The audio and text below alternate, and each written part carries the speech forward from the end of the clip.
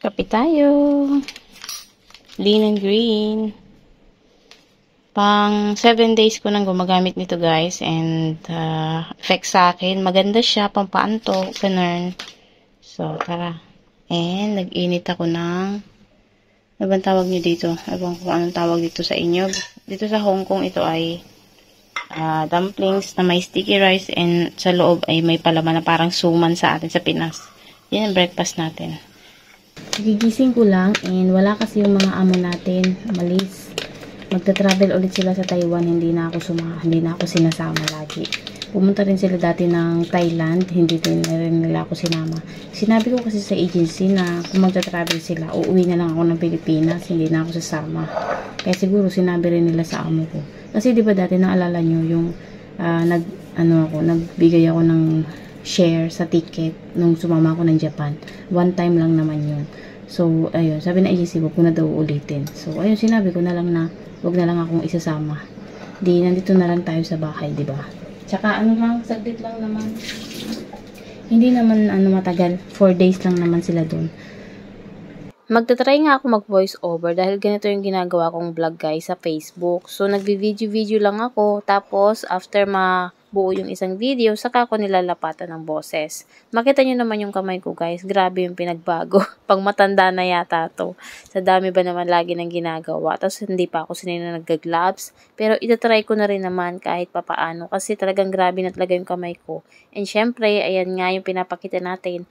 Naka-sound si Inday. Naka-headphone. Ayun, nakapag-invest na din sa headphone sa tagal ng laging may wire. Ngayon ay Bluetooth na ang kanyang headphone. Tapos nga natin mag-breakfast ay magsalang muna tayo ng mga labahin natin. So, pag may ganito nga may mga rapos-rapos ay pinalalagay ni amo sa bag para hindi masira. Ang aga nga nila kaninang umalis guys, mga alas 5 yata. Nagising nga ako nung nagsarado yung pintuan. Siguro nakaalis na sila. Grabe. Tapos nun hindi na ako makakatulog. Ewan ko ba nagising na yung diwa ko.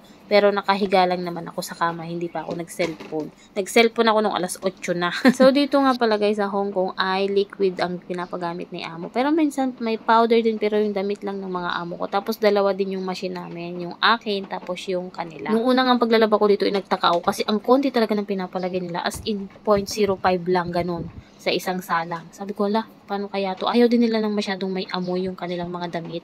Kaya, konti lang din yung nilalagay ko nitong comfort.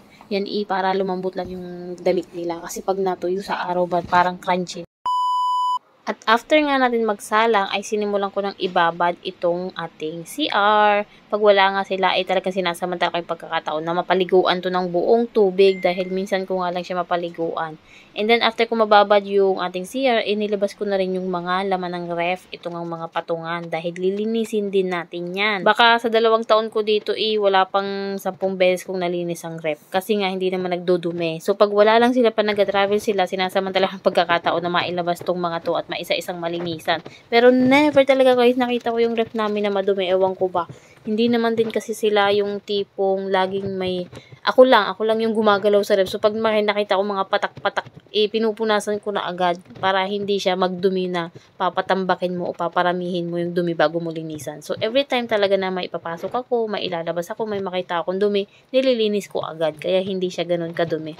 Pero mas maganda rin na malilinisan natin siya once in a while ng ganito na paliguan ng tubig, sabunan, ganyan. Kapag umaalis nga ang mga amo ko ay hindi naman yan nag-uutos, hindi din nila to inutos sa akin. Kumbaga kinukusa ko na lang din kasi feeling ko sariling bahay ko na din to na ganito, dapat ko tong linisin, dapat ko yung linisin. Alam niyo naman, napapanood niyo ako sa Pilipinas kung gaano ako kalinis sa bahay. Wow. Charot. So, ayan, papatuyuin ko lang yan. Mamaya pupunasan ko na and titirahin naman natin tong CR. Diyos ko po, kanina pa nakababad. Pati nga pala yung bathtub ng bata at mga laruan inililisan ko din, tapos binilad sa araw. Ngayon naman ay natapos na yung ating washing machine. 1 hour lang naman yun guys. Wow, 1 hour na pala ako sa loob ng CR. So, isampay ko lang din ito guys. Dito yan sa labas. So, yung mga nakikita nyong may heart-heart na papuso ay yan ay aking sapin sa aking kama dahil nagpalit din ako ng bedsheet. Once a week nga ako magpalit ng bedsheet namin, pati sa mga amo ko. Pero ang punda ko guys, halos mayat maya ako pinapalitan every other day kasi ayoko na magka-pimples. Minsan kasi yun yung napapansin ko pag hindi ako nagpalit ng aking punda tapos humiga ako ng nakatagilid ay naku yung pimples ko nagtutubuan talaga sa may gilid ng tenga. Kaya ugaliin natin laging magpapalit ng ating mga punda kasi minsan doon din na nag-i-stay yung mga, halimbawa hindi ka naligo sa gabi tapos yung buhok mo madumi, yun napunta na doon, maalikabok yung buhok mo, napunta doon sa yung punda, sa unan mo. So hihiga ka doon, so yung face mo nakalagay doon, yun din yung minsan yung nagiging prone, kaya nagiging matagyawa tayo, lalo na sa may gilid ng mukha natin sa pisngi. Hindi nga naaarawan pala tong pinagsasampayan ko dito, pero sobrang init naman dito, pero mas mainit sa Saudi syempre. Yung tipong 2 hours mo lang isampay, ito yun na. Dito naman mga hanggang tanghali bago ko yan kunin. After nga natin magsampay, ay naku, nagutom na. So, ayan, prepare naman natin itong napakahabang talong. Kung sa Saudi, makakakita ka ng talong na maiksi, na mataba, dito naman sa Hong Kong, ang makikita mo'y napakahabang talong na mataba. Tapos, lalagyan natin yan ng giniling. Tadan! Wow, magic! Tapos na agad. So, tara kumain na. Hindi na ako nakapag-vlog, guys, dahil minadali ko na talaga dahil gutom na ako. Alam niyo naman anong oras na to. 1:00 na siguro to, guys. So, kanina, bago ako magsampay, nagsaing na ako para after natin magsampay at magligpit ng ating banyo, ayan, may nalaglag na, sayang. Ang sarap ng pagkaluto ko nito, guys, ha. Giniling lang yan, sibuyas, bawang, tapos lagay nyo yung giniling. Tapos yung talong, igisa-gisa nyo lang, lagay nyo yung asukal, tapos asin, and soy sauce, dark soy sauce. Yun lang, walang paminta, walang kahit anong pampalasa, pero masarap naman siya. Ate na nga, kilikili mo. Oh. Kilikili. Yee! Bakit? Ikaw nga, patingin nga ng kilikili mo. Patingin ng kilikili mo. Ayaw ko. Bakit? Pinakita ko nga yung kilikili ko eh. Ano yan? Guys, we're done with our linis serye.